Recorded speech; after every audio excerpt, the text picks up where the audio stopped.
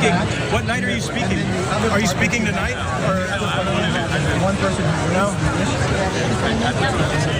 Hey, you're not. If you took that stage, you would get booed off of it. You would get booed off the stage. So that's Matt Gaetz punking, trolling Kevin McCarthy.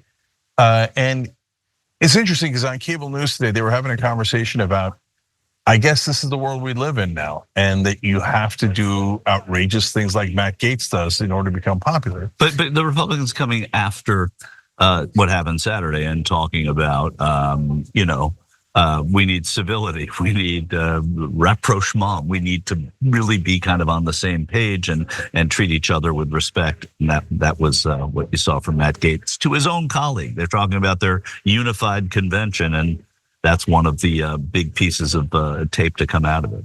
So before we go to Michael's interview, one more clarification. So McCarthy not speaking at the convention, former Speaker of the House for the Republicans, that's a little bit interesting.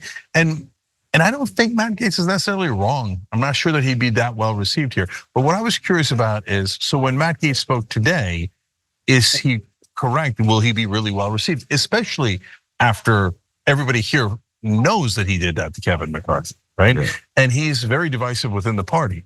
And we covered the speech and he was very well received. So Matt Gaetz is more popular. I don't think there's any question about that in terms of Republican voters. In Washington and with the politicians, a lot less popular, for sure. So it's an interesting dichotomy.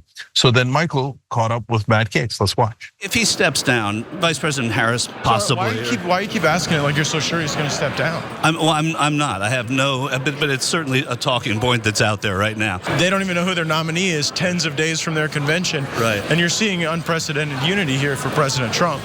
Indeed, yeah. I think that's what's important. Look, I just don't know what Democrat we're going to be facing. Right. Okay. I don't know. I don't really care. Okay. This coalition is a durable coalition against any Democrat that they could conceivably run. Clearly. And one thing on yesterday with the former speaker, how'd that feel afterwards? Oh, I don't think I'm on his Christmas card list anymore. Yeah, I mean, that was very ironic, right? Yeah. He was talking about it's okay, we're all unified. Right, and that's what I'm talking about, the unified Republican Party. And that's why I pointed to the one thing that has been the glaring example of disunity on their side. But anyway, it was. It doesn't seem like he got that irony.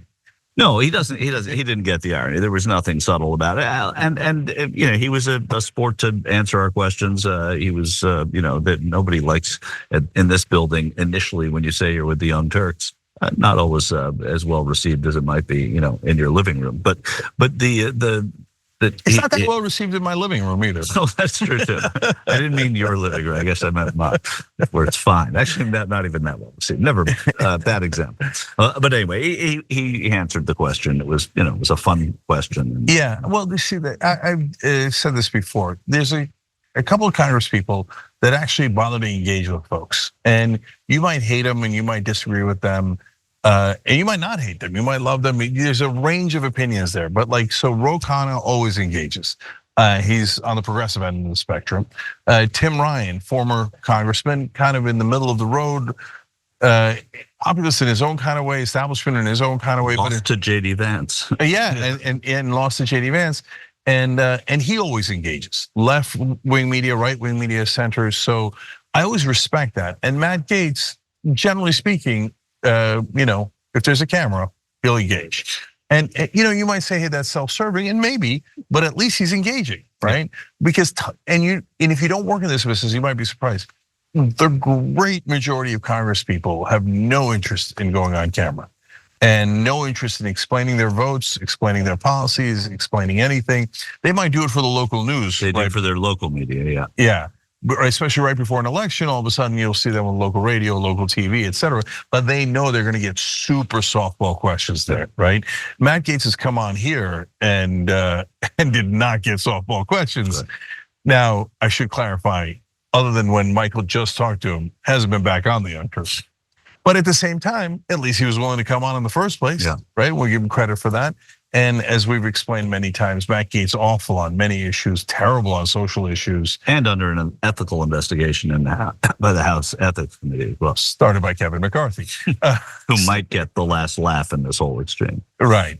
But we're fair and honest, and he's done some anti-corruption legislation that some progressives have worked with him on, and that I really liked. So a complicated character, massive downsides, but surprisingly a couple of upsides.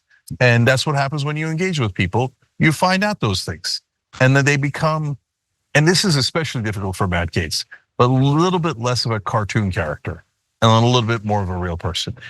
Matt Gaetz almost tries to be a cartoon character, right? So he makes it hard on us to engage in that way. But at least he's in the fight. He's making his case, as absurd as it might be at times, and sometimes, very rarely, but sometimes a good case on ending insider trading, ending corruption, et cetera. And I'll always give him credit because he stopped taking corporate PAC money. So on that front, good job. Fair show in America. Thanks for watching the Young Turks. Really appreciate it. Another way to show support is through YouTube memberships. You'll get to interact with us more. There's live chat emojis, badges. You've got emojis of me, Anna, John, JR. So those are super fun. But you also get playback of our exclusive member-only shows and specials right after they air. So all of that, all you gotta do is click that join button right underneath the video. Thank you.